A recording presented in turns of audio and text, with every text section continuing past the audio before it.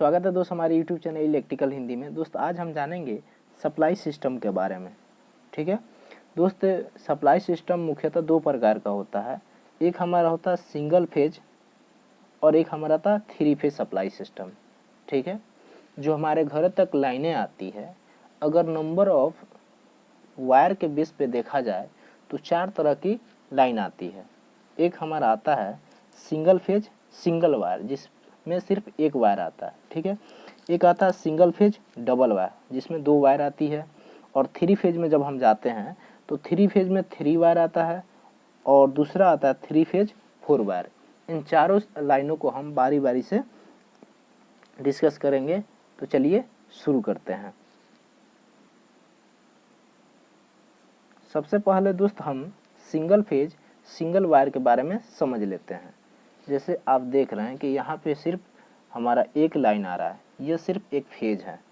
ठीक है, जैसे आप पहले आप हम सभी जानते ही हैं दोस्त कि क्या होता है कि पहले जो होता था क्या करते थे कि हम पोल से एक वायर ले लेते थे और दूसरा जो है हम अंडरग्राउंड अर्थिंग कर देते थे अपने घर में, और एक तार यहाँ से उठाते थे और एक तार यहाँ अर्थिंग से उठा के और हम अपने जो भी हमारा डिवाइस है, बल्ब हो, पंखा हो, जो भी हम कनेक्ट कर देते थे और हमारे यहाँ सप्लाई स्टार्ट हो जाता था। दोस्त क्या आपने कभी सोचा है कि ऐसा क्यों होता है? अगर नहीं सोचा है तो आप मुझे कमेंट करके ज़रूर बताइएगा। ठीक है, ऐसे मैं आपको बता रहा हूँ दोस्त क्या होता है कि एक तो टर्मिनल हम यहाँ से अर्थिंग कर देते हैं। ठीक है, और हमारे यहाँ सप्लाई स्टार्ट हो जाता है। क्या होता है कि जो घर के बाहर हमारे ट्रांसफार्मर लगा होता है उसकी बॉडी से अर्थिंग किया हुआ रहता है। अर्थिंग हम क्यों करते हैं दोस्तों? जो भी हमारा डिवाइस है, जैसे आपका फ्रिज हो गया, कूलर हो गया, एसी वगैरह, जहाँ हेवी करंट फ्लो करता है उसकी बॉडी की अर्थिंग की जाती है। अर्थिंग करने से हमें फ़ायदा ये होता है कि अगर बाय डिफ़ॉल्ट, ठीक है, इसमें कोई किसी कारणवश अगर हेवी करंट फ्लो हो रहा है, ठीक है, और कोई बंदा या कोई भी जीव जंतु इसके बॉडी में टच करता है तो वो उसे नुकसान पहुंचा सकता है। इसलिए यहाँ अर्थिंग की जाती है, जिससे अगर कोई भी हेवी करंट फ्लो करेगा तो वो इस अंडरग्राउंड हो जाएगा अर्थिंग के द्वारा। ठीक है, यहाँ पे क्या होता है कि जब अर्थिंग की जाती है तो इस अर्थिंग की वायर में इसका एक न्यूट्रल वायर भी अटैच किया जाता है। ठीक है, जैसे ये हमारा ट्रांसफार्मर हो गया, यहाँ से इसका अर्थिंग किया हुआ है और एक फेज हमारा ये सीधे जा रहा है। ठीक है, और यहाँ से एक हमारा न्यूट्रल की टर्मिनल हुई, ये भी आपका यहाँ कनेक्ट की जाती है। ठीक है, और यहाँ से क्या करते हैं कि हम एक फेज ले आते हैं और अपने डिवाइस के एक टर्मिनल में कनेक्ट कर देते हैं और एक हम यहाँ पे न्यूट्रल अपने घर के अंदर जो भी हम अर्थिंग करते हैं यहाँ से ये अटैच होता है। तो क्या होता है दोस्त कि जब हम अर्थिंग करते हैं और यहाँ भी अर्थिंग रहता है, ठीक है, और यहाँ पे क्या होता है कि न्यूट्रल की वायर जो है यहाँ से इस अर्थिंग वाली वायर में अटैच रहता है, जिसके कारण से ये क्या होता है एक क्लोज पाथ बन जाता है और करंट इसमें फ्लो करने लगता है। ठीक है, अगर ये न्यूट्रल की वायर यहाँ पे अटैच नहीं होगा दोस्त तो सिर्फ ये अंडरग्राउंड हो रहा है, यानी सिर्फ फेज आएगा और धरती को ही जाएगा।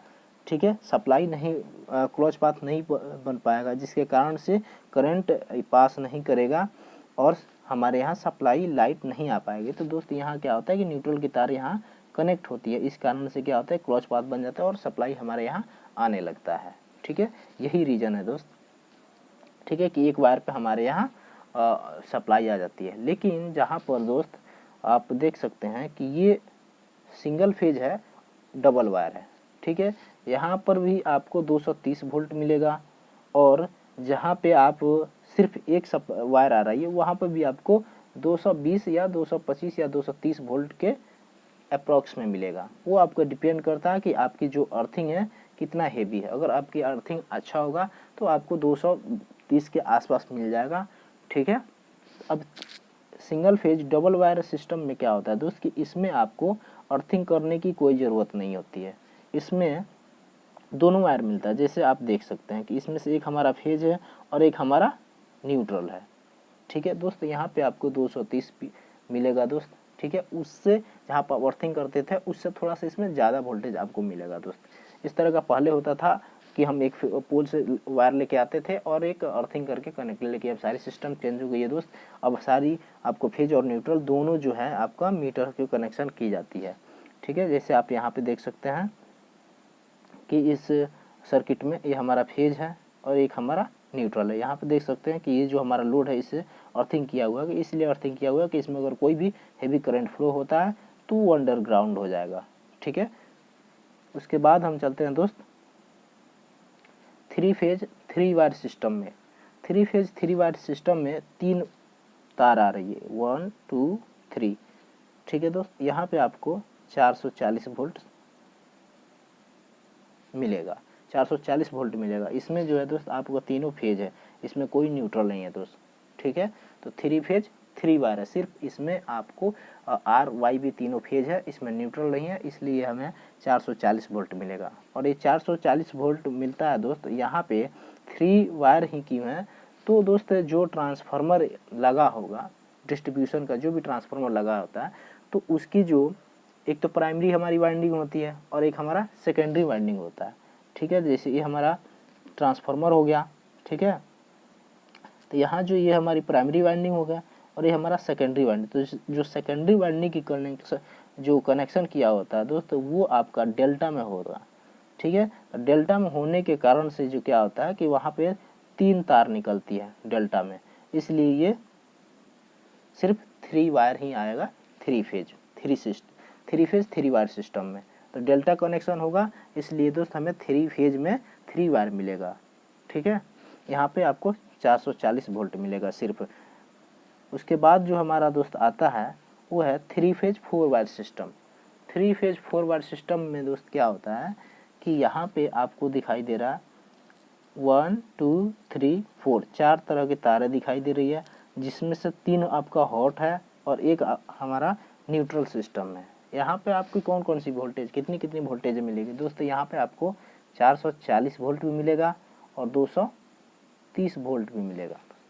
ठीक है, यहाँ पे 4 वायर, पीछे में आपको डेल्टा जब कनेक्शन होते तो सिर्फ 3 वायर मिल रहा था दोस्त, यहाँ पे आपको 3 फेज में ही 4 वायर मिल रहा है। तो ऐसा क्यों हो रहा है दोस्त, इसलिए क्योंकि यहाँ जो ट्रांसफार्मर है दोस्त, इस ट्रांसफार्मर के जो आपका सेकेंडरी वाइंडिंग है दोस्त, यहाँ इसकी जो कनेक्शन की गई है ये आपका स्टार में किया गया है।